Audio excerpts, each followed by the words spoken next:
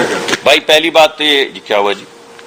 یہ میں بات کر لوں یہ یا کوئی سر، ضروری کوئی ایمرجنسی ہے؟ ایمرجنسی ہے جی بتائیے کیا ہے؟ یہ چیک کر لیں. اس سے کوئی فرق نہیں پڑتا مجھے، کوئی ایمرجنسی نہیں ہے. دیکھیے کیا سوال تھا آپ کا؟ سر میرا یہ سوال ہے کہ گھریلو صارفین ہاں نہیں، میں یہاں پر وزیر ہوں پیٹرولیم کا، مجھے یہ بات نہیں پتا جو آپ کہہ رہے ہیں. میں نے کوئی فیصلہ نہیں کیا کہ ایل این جی دی جا رہی ہے اور باقی گیس چھینی جا رہی ہے. اگر کسی نے کیا ہے فیصلہ تو اس کو میرے سامنے لے آئیں تاکہ ذرا بات دو بدو ہو جائے. ابھی آپ جو بات کہہ رہے ہیں کس نے کہی آپ کو؟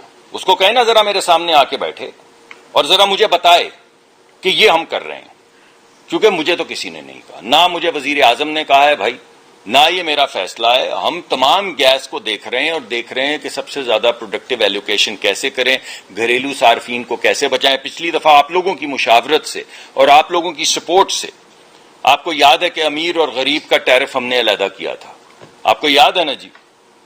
اور 66% لوگ جو ہیں ان کا ٹیرف فریز کر دیا تھا.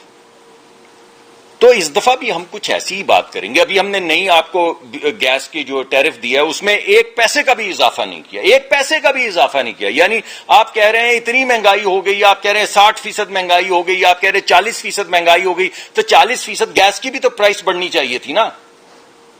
تو نہیں بڑھنے دی، آپ کی نہیں بڑھنے دی. میں نے خود ٹیرف دیکھا ہے.